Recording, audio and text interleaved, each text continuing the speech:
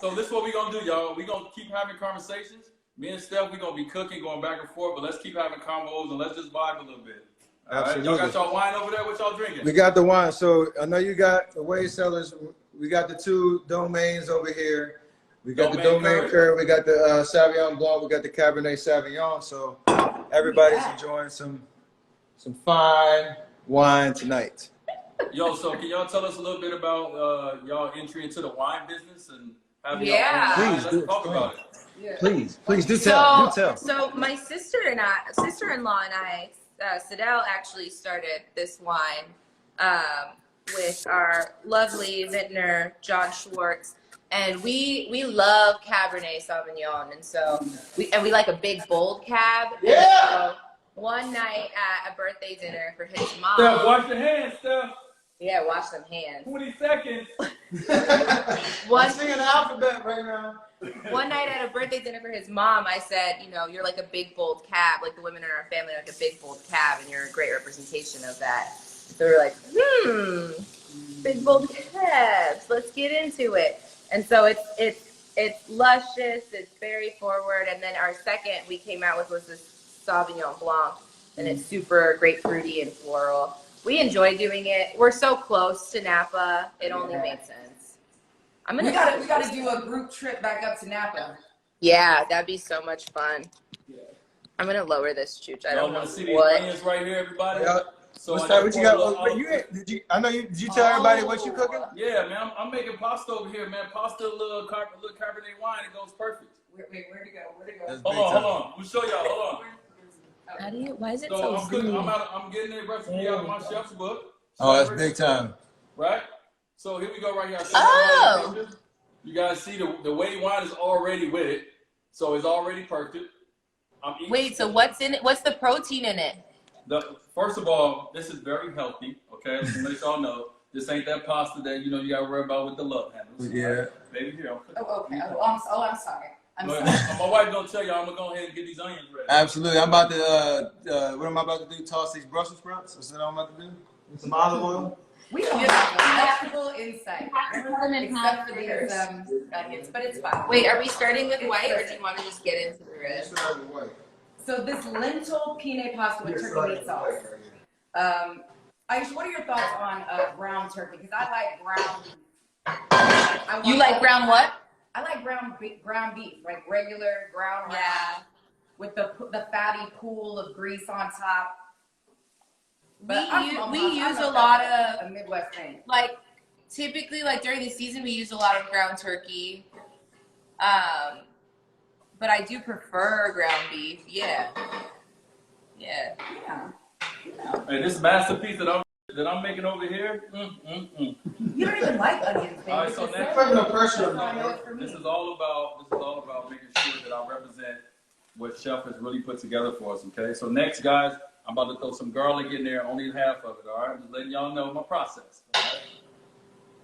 Yeah, you gotta tell the people what you're doing. You can't over here just slicing. I'm slicing. we should move the camera. Yeah, right I here want to make so sure we you can cook talk. it. Yeah, bring it. Yeah, I'm gonna move the camera so he can talk and chop. So right now, I'm in the process of slicing up these Brussels sprouts. I'm gonna try to sound real professional with it. I want to make sure the Brussels sprouts are nice and chopped evenly, so it's, get the olive oil sopping up. On. You gotta do a little Does that work? Camera trick. So. Oh Lord Jesus. I don't know if y'all, but y'all probably can smell my aroma through the phone. It smells so good over here. Sure. What is that? We got onions and. Hey, so I got a question. Who's the real Okay, so who got the trademark on Chef Curry? Well, now I do. Okay, you got the trademark on Chef Curry. They call him. I'm just wondering. I had to throw the no look because they was trying to put that on me, and I ain't want none of them problems. No, Listen, sir. everybody, I'm about to pour a little whey wine into my ingredients. I just want y'all to know. Oh, you right? drinking it and using it in it. Oh, okay. Drinking it and using it. Hey, listen, I watched my parents. They ain't pour wine. They pour a little something else. But I watched my parents do this. His parents also put American cheese on top of spaghetti. That's right. That's right. See how it turns out. Okay, that's good enough, babe. Baby, You smell it. Okay, step I On the pan. Just put it on the pan and put it in the oven. Baby, can you talk to Aisha about Her magazine? yes, talk to Aisha, tell us about your magazine. Oh my God! Stop! Let's see it. Oh, sweet July. Hey, That cover girl. that cover right there. I should cook like this the whole time. You're real sexy with it. Oh, by the way, I have preheated this oven to 425 degrees for these here Brussels sprouts. Wait. Oh. You don't want Oh, crap. Okay. I don't know. I'm definitely gonna look at those Brussels sprouts when you're done. Brussels sprouts ain't easy to make. They're not. We're gonna find out today. Everybody, I'm about to do a little salt and pepper, give a little more seasoning to my sauce. What'd you say? What kind of things is your magazine going to cover? What issues? What kind of stuff? What can we look for? I wanted it to be super inclusive, and so this first issue we're talking all about sunscreen and skincare for all skin types, because I feel like a lot of us don't know that you still actually need to wear sunscreen. And I think I've seen you talk about the fact that you always wear sunscreen. Yes. I feel like I've read that before, and it's so important because our community is actually more susceptible to, we don't get skin cancer as often, but when Black people do, they're more likely to fall super, super ill from it. So people don't know that. And so we dive into that. My mom has a column in there where she talks about, just going through a transitional phase in her marriage and personal life, and just being 57 and fabulous. And so I was really excited to have that for her, because it's always been a dream of hers. And then just featuring local businesses, small businesses, all sorts of things. It's honestly a dream come true, and I'm still trying to wrap my head around it. It's dope. Like nobody I know that's younger has their own magazine, and it's all about Give me the book. I need the book. See, this is how you end up with American shoes on top of it. Wait, can I just say that both your mamas fine? Last year at your birthday party, Yes. your mom and Steph's mom are crazy. top 5 hottest moms ever in life. It's so ridiculous. And I'll see like crazy comments on Instagram and stuff like, how do you feel that your mother-in-law and your mom look better than you? I'm like, I feel great, because that means I'm gonna age very well. Thank you. Y'all fine. Aisha, I got a question. So I know, I think you started off kind of everything, you blog, right? Like early on, you had a blog. So you started everything on blog. So we have a lot of people that's out here listening that, they're in this space where they want to do something, they want to create something, but they don't know how to do it. How was your process and why you started the blog, and how was your process of doing that to get to where you are now, where you have an empire? Empire. Can we talk about it? Oh, God. You guys are making me sweat. I feel so crazy. Yes, when we walk into International Smoke in San Francisco, we were like, this is my friend's restaurant, and give us some barbecue. You need that sauce, though. The barbecue sauce. You need that barbecue sauce. I know. I feel like when you have a purpose and a calling, like, things happen organically. So as long as you're passionate about the steps that you're taking and what you're doing, and it comes from an organic place, that the right doors are going to open for you, as long as you're putting in the work. I think a lot of people don't know the behind the scenes stuff that goes on, and the effort that people are putting in off of Instagram, and the long nights and the office nights. We never really show that, and maybe we should start. But there's just a lot of work that goes into everything. But I think for anybody looking to start doing something, it's just do it with conviction and not letting anybody stop you. There's gonna be a lot of no's before you get to a yes. Right. And it's one A of those lot of the no's. Talk about the no's. Talk about the no's. The no's are ruthless. They hurt. But life's about resilience and what's that? Oh, yeah. Yeah, you like these? What is that? These are sausages, baby. I got also Perkins sausages. So these right here are turkey sausages right here. All right, we keeping it healthy, y'all. We keeping it healthy. That's you see, awesome. You see me, Steph? Pour a little olive oil in the skillet. Now I'm about to throw this turkey sausage in there. Chad, that is just chatted or not hot dogs, bro. Don't do that. I'm gonna see how my Yes, they were hot They are not hot dogs, just I'm Chad. done. Says the guy that puts American cheese on sugary spaghetti. Are you keeping track of the steak? No, Are no, you no, keeping track? Steph. This sizzle right here. What we got? So I just put the pan steaks on right here. There's fillets. I keep saying the wrong meat.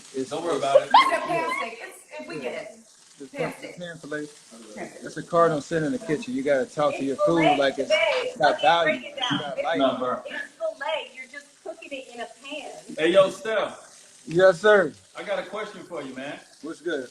So listen, I feel like me and you are kind of similar in this respect right here, right? I feel like we're both two guys that probably, when it's all said and done, will not get the overall respect that we probably should get from this game, right? How do you deal with that? For all the kids and everyone's out there listening, how do you deal with that? One, while you're playing as one of the top players in the game, but maybe not getting respect that the real basketball players know you should get. I mean, it comes in ways. I think the grind to get to that level, like the championship experiences, and people knowing your name, and you creating that fear every time you walk in the gym that they know that you're there. Like that journey's so dope because every night it's like I'm proving to myself first and foremost that the work that I put in is paying off, and like it starts to build your confidence. Then you start winning, and everybody loves you, right? Like there's that window where it's just like you can do no wrong, and it's cool. Like, but it still doesn't change the drive that got us there. But then afterwards, what I'm finding out, like as soon as you have a little vulnerability or a little window for them to come in, they come full circle. So like. I wouldn't say it hurts. It's just more entertaining for me because, like I told somebody earlier, I'm so confident in like who I am, and that has come from the people around me, the circle that I got that's so tight that they're not gassing me, but they keep it real, and that has allowed me to kind of take all the criticism, whether I might have like a human like, oh man, bump them, or I'm about to go tweet something right quick. I still have those reactions, but at the end of the day, like I know who I am, I know what I put into it, and at the end of the day, the hate is always louder than the love, and then we gotta change that. But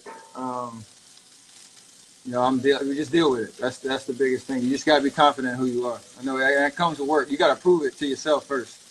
Yeah. Well, I think we said fear when you walk into the gym. That's my shit right there. Yeah. Hey, listen. So when did you see that shift of that fear, Steph?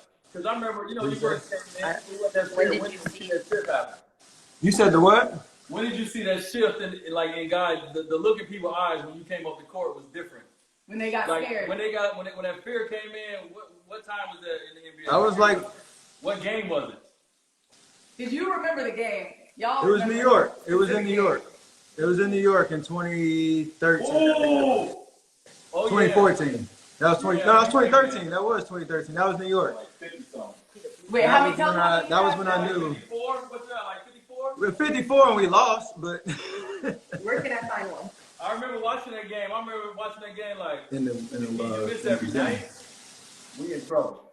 Yeah, like I was playing 48 minutes a night because we had injuries, and Coach Jackson we were trying to prove like that we were about that life on the biggest stages. So I was playing 48 minutes just going out there and hooping. But that was the night I felt like I was as close to being like the perfect offensive player.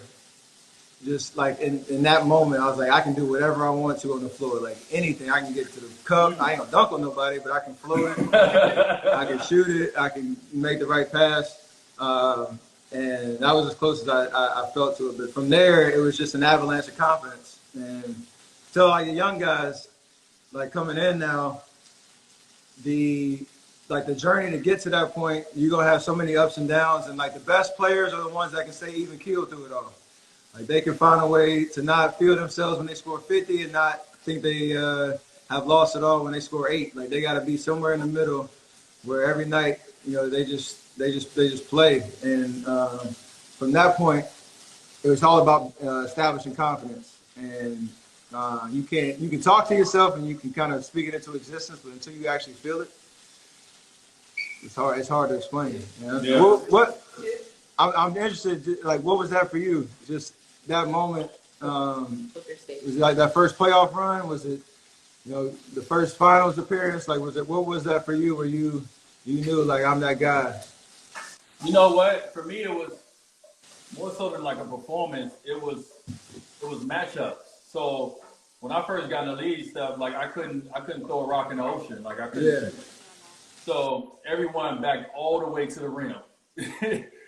And then I remember the game when I first remember when we was playing the Lakers. We was playing against Cole. And I remember when Cole first picked me up 94 feet.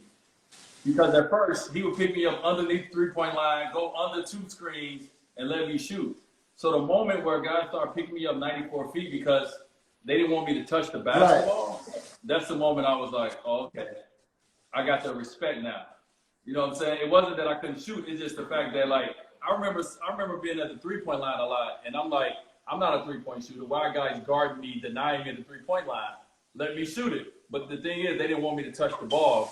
Because when I touched the ball, either I was going to score or I was going to create the opportunity for one of my teammates. So that's when I knew that the respect was there. And like you said, when you get to the point, man, where you like, I can do anything on this floor, it's no stopping you, man. Once they get up here, it's no stopping. No stopping. Like, You guys want that Breon?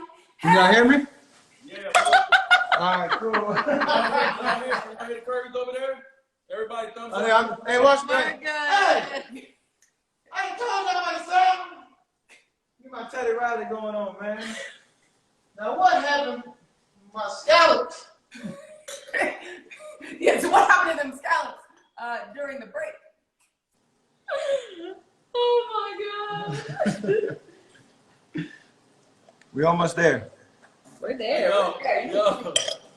All right, so look. I got another question for you. We're similar. Yeah. While we're similar in this. Talk about like your mindset at the time when you signed with Under Armour, because at the time it wasn't obviously a popular choice. I'm similar because I signed with Li-Ning, that it wasn't a popular choice. But talk about that and all the kids out there to understand that it's way more than 1 or 2 brands. that's a great question because It's a good one. coming into the league, I've been with the other guys for the longest, and at the time, it was an opportunity to be entrepreneurial in mindset and to have a seat at the table of actually growing like a meaningful business. And at the time, UA didn't really have. We had like Brandon Jennings, DeAndre Jordan, Kent Bazemore, small roster, but not really a substantial business by any stretch, and never had a true signature athlete that was actually. Being able to actually, infuse some life into the business and some juice and energy. And so I love that opportunity to do something that was going to be hard work. It was going to be on my shoulders to go out and perform, obviously, and kind of carry the weight of that. And I've loved every minute of it. It's been a lot of ups and downs. It's been a lot of crazy learning lessons. I've had some dud shoes. I've had some fire shoes. Like, I embrace it all. So, whenever basketball is back, continue that effort. And you always got to evolve, right? Like, that's the biggest thing about our careers. Like, we are who we are, and we come to the gym with the same mentality. We're trying to win. But it's all kind of packaged differently every year, depending on what your situation is, and you can embrace that. And so I love helping telling that story every single year, and then allowing myself and UA and the partnership that we had to bring that to life. So it was a good decision at the time, not just business wise, but it was a great learning experience. It's been for the last 7 years. So same thing I know for you. Yeah, definitely, man. I mean, you hit all the points. For me, man, I was in a different place. I was 30 years old, and I was looking at the game differently. I was looking at, my overall life differently at the time. And we always hear this word, right? As athletes, they throw around this word legacy all the time. And I ain't even lie to you, for a long time, I didn't even know what legacy was. I took a stab at what I thought it was, but I really didn't know what it was. So when I set out and thought about, kind of this move that I was, the space I was in as a 30-year-old athlete in the NBA, You know, the conversations that you have with other brands is they want to go like 2-3 years because, you know, athletes, once they get to 30, they start. Yeah, they know. Right? So they throw you to the side. They throw the garbage out. And who's next? Yeah, who next? And you know what? And I respect it's business, so you gotta respect that, and you can't be sensitive to it, right, from that standpoint. So I think I just set out to look and see what was best for my family and myself. And for us, it was about, you know, we both was in this process of building something and really having real equity and ownership in it. And, you know, we always talked about giving others a platform or raising others up with you or bringing others up along. So for me, when I got an opportunity to sign with Li Ning and have my own brand with them, my whole mission was to build something so great that, you know, it's another kid in the inner city of Chicago right now that may be 5 years old or 7 years old that one day can see what I did and understand that his power, understand his reach, and understand that, you know, the world is bigger than what you just see out your front window or your back window. So I was a little nervous at first because it was kind of uncharted territories for myself, but it ended up being one of the smartest decisions business-wise that I made so far, of putting my family in a situation of legacy and lifelong opportunity to grow and build something. Absolutely, man. It takes a lot to take that risk, right? There's risk associated with it, and you know, the security of the big brands and all that, like they do amazing stuff, and you can't argue. Like at one point in time, and both of our careers, it made sense, but you get to a certain point, you can pivot and take that ownership and equity. That's what everybody should be looking for, those type of opportunities. Y'all talk about from a business standpoint, the business of basketball and deal structure and thinking outside the box in terms of your business and how you do it yourself and betting on yourself and what that looks like and what it can look like. I know I was watching the doc about MJ and you know, Scotty's deal, and I literally couldn't sleep after watching it because I saw myself. I saw all the terrible decisions I made out of necessity in the moment and not thinking bigger picture. Yeah. And because best believe, even when you can't see your greatness, somebody else can, and they're banking on you not having that self-esteem and having that self-worth. So talk about what is one great piece of business advice that you guys have gotten that can influence this next generation? As Dee says, you know, there's a 5 or a 7-year-old out there on this IG live. What can you say? I'm just talking about out there, period. It's parents out here that have kids out there. I think, I mean, that's a great point, and everybody's story is different. You got to realize that. So, like, being real with yourself and where you're at, knowing, like, you talk about Scotty's example, like, there were a lot of life circumstances that, I don't think they talked about it a lot, but there are a lot of things in his past that, you know, came through with the decision that he made. And that's all well and good. And like you say, like, you would wish that he could have had made a different decision, looked out for himself a little bit, or bet on himself and got a better return. But the biggest thing that somebody told me was obviously be aware, be smart, be educated. But once you make a decision, like, you got to live with it and go and make the most of it. And so it's always easy to count other people's money, to look across the line and say, been in your pocket?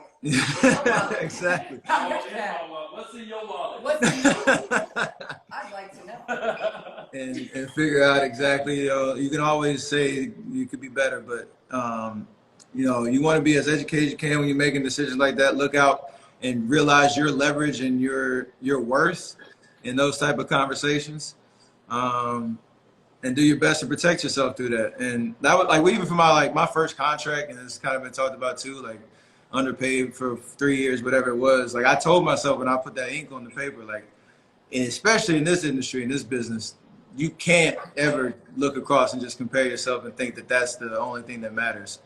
At the end of the day, if I can take care of my family and whatnot, like, I mean, it sounds good, but that was really my thought process. Like, I'm gonna be all right. Let's figure this out. And so for, you know, anybody who's watching, you're gonna have a lot of different decisions to make, and you're gonna be trying to compare yourself to the next person besides you, or look at models like D-Wade was talking about.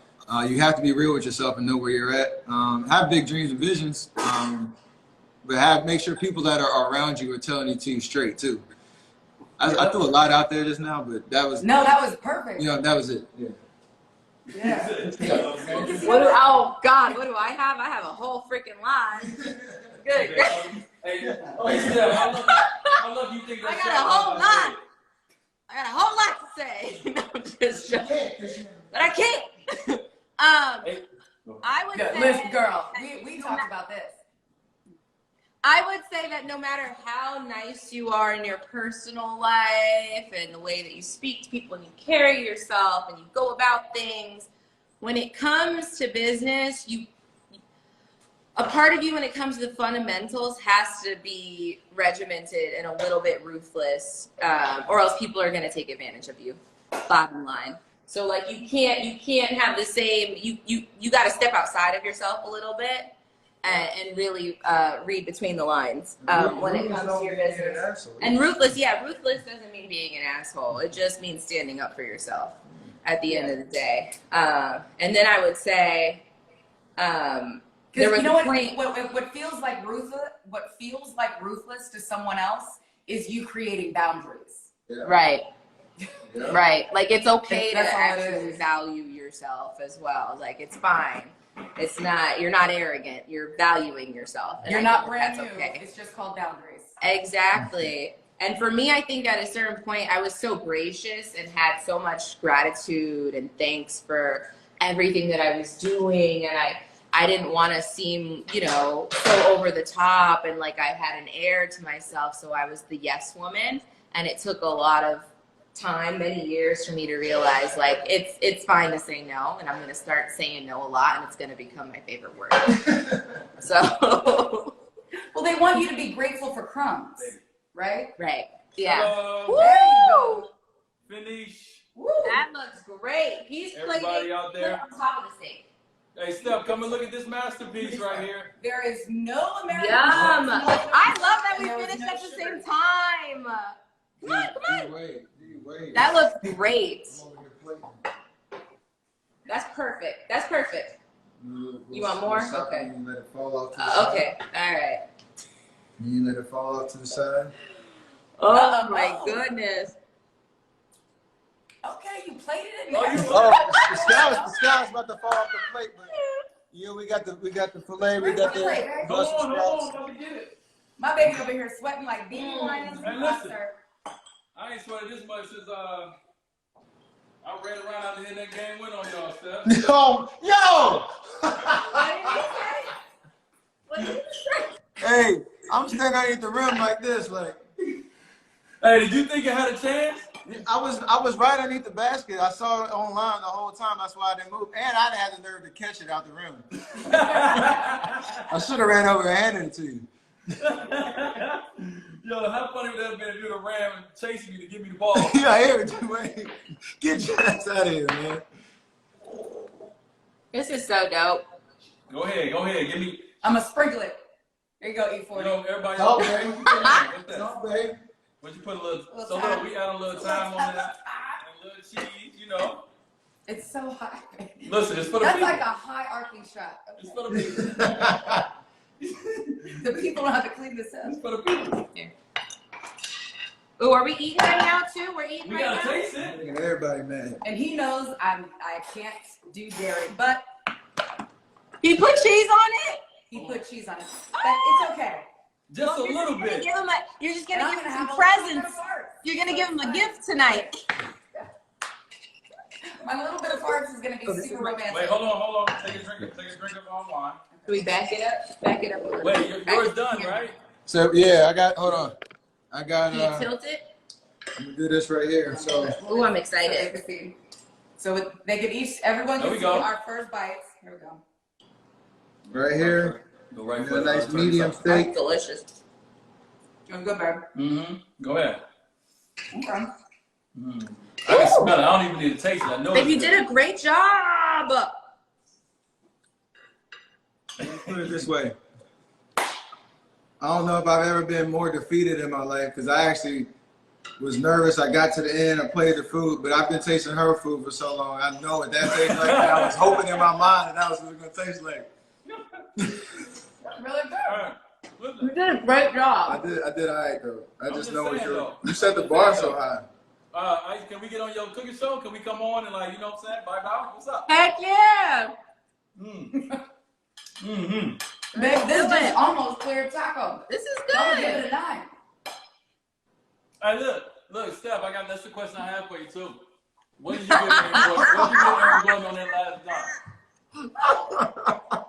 You sweating? I feel like Whitney Houston in concert right now. What did you give Aaron Gordon on that last dunk? Hey, This is a great time to not tell the truth, Steph. It's a great time to tell the truth. Everyone has their own opinions. What was your opinion of the last dunk that Aaron Gordon did? Aaron should have won, man. Wait, but from that dunk or period?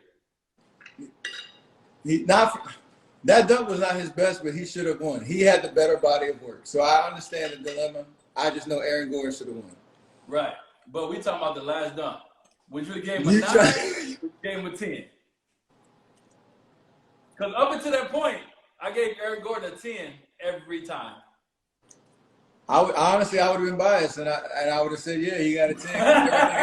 I got to make sure he wins. Great answer. Great answer. So, listen, I was biased as well. Yeah, that's okay. Because I gave Derrick Jones Jr. a 9 on his first dunk when he jumped over Bam. Right. I'm all about it. If you're going to do it, you got to clear him. That's right. The You got a little clear him, so I gave him a 9. Yeah. That's a tough. Hey, the NBA called me when I'm retired and they asked me to do a dunk contest, and your face gonna pop in my head. I'm like, nah, I'm good. I'm good. Yo, you know how many? Listen, I get so many people that comment on everything I do and be like, I give that a 9 out of 10. And I'm like, do y'all know that a 9 out of 10? I'll take that any day. Absolutely. Absolutely. I'll take it any day of the week, man. No, that's funny because you got 9 out of 10. I got look at Curry, man, so inspirational. We just doing it out here, you know. I tell you what. Babe, was it really good? It really is good, babe. All right, listen, hey, yo, so I don't know if you're gonna say it or if you believe it, but what do you feel about the conversation that people say that you changed the game of basketball? Like, it's only a few different people that come along and you like, that guy right there changed the way that we look at basketball. How do you feel when people say that about you? At first, I was uncomfortable with it because, like, you know, anytime you get that, like, outlandish praise for doing something legendary and you still in the fight, like, it doesn't do anything for me. So I kind of, like, kept it at bay. But now I kind of sit and think about it and, you know, 11 years in, looking at some of the guys that are coming into the league and how the game has changed in terms of, you know, just how many threes are going up and that being a part of, you know, anybody who sets foot on the floor, on the NBA floor now should have that in their arsenal in some way, shape, or form. Like, it is pretty flattering. And, you know, I appreciate the fact that I didn't come in trying to do it. Like, I literally was just being myself, and whatever I saw, whatever I worked on, I was going to go out there and do. And just having the, I'll call it the stubbornness to think that I could do it. You know what I mean? Like, it was just. I feel like you were just excited to be there. I had to play. And so, like, yeah, it's just wild to think about, man. I embrace it. I love it. I know that I have changed it in terms of, you know, how younger kids now see the game of basketball and what they work on at a younger age. We'll see how it continues to play out with the new talent that's coming into the league. So, Yo, you know what I love? I love when they show Steve Kerr when you're taking a shot. oh yeah, I love when he like, he looking at like, Steph, no, and then you make it. He like, what? we were still getting to know each other at that point. That was like 3 months in. I love that, man. I love it. Even 5 years later, he's still making that look. So when you first came in the league, for real, you know, Warrior fans, you know, who were there with the Run TMC era. I know when I first saw Timmy Hardaway walking, just randomly ran into Tim Hardaway in the Miami arena, and I lost my. I was like, oh my God, Run TMC! Oh my God, yo, Chris Mullin, it was the best thing ever. The next time I went to go see the Warriors was with you guys and your OGs, BD and Matty Barnes. Yep. And, Stack Jack. You're my UCLA Bruin guys, my little Yep. bros. But talk to us about the importance of OGs. Facts. I mean, it's everything, because I know, I guess kind of like what the question you just asked about changing the game, but like I know how many people have laid the foundation for what the NBA is now, and the ability for us to make the livings that we do now is because of the work that they put in and advancing the game and keeping basketball front and center and culture.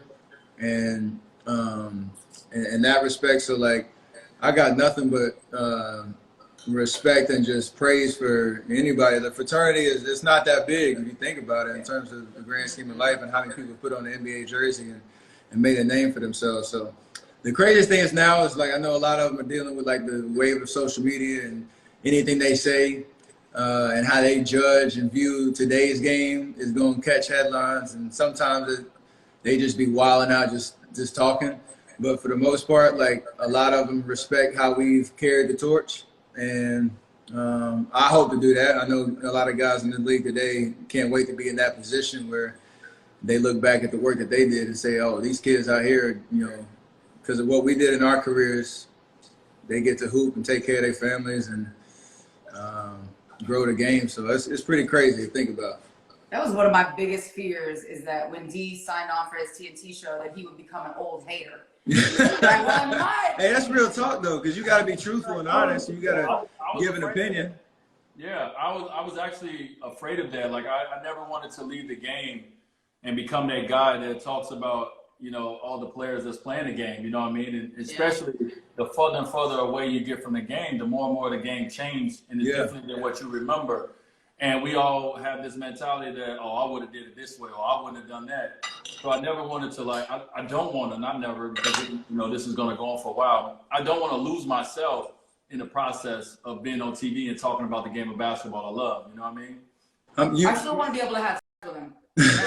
There's nothing more unsexy than an old ass hater. No, that No sex. they just got a different swag about them. Speaking of, can we talk about that photo that you guys posted? Yeah. Viral, like the sexy photo. You know when you was holding her up like this. Let's just put it Can we this way, talk bro. about that? What inspired that? We'll talk It was- about having faith and moving the culture forward, and that you can and those two things can live together. Talk about it. I like Talk about it. Yes, Talk about it. absolutely. Talk about it. Talk about it. Absolutely. Actually, I would love to talk about that because I feel like that is the biggest misconception with us being Christians, is that we can't have fun in our marriage and that we're not feisty and lovely and all of the ludicrous songs. and that's annoying, and it's not the case at all. For us, our faith is about our personal relationship with God and making sure that we love everybody around us without judgment. That is not our job. We're never trying to pass judgment on people. We're just trying to love the Lord, get it popping, and drink wine. If you want another awesome video in our Black Excellence series, check out the video right there next to me. I think you'll enjoy it. Continue to believe, and I'll see you there.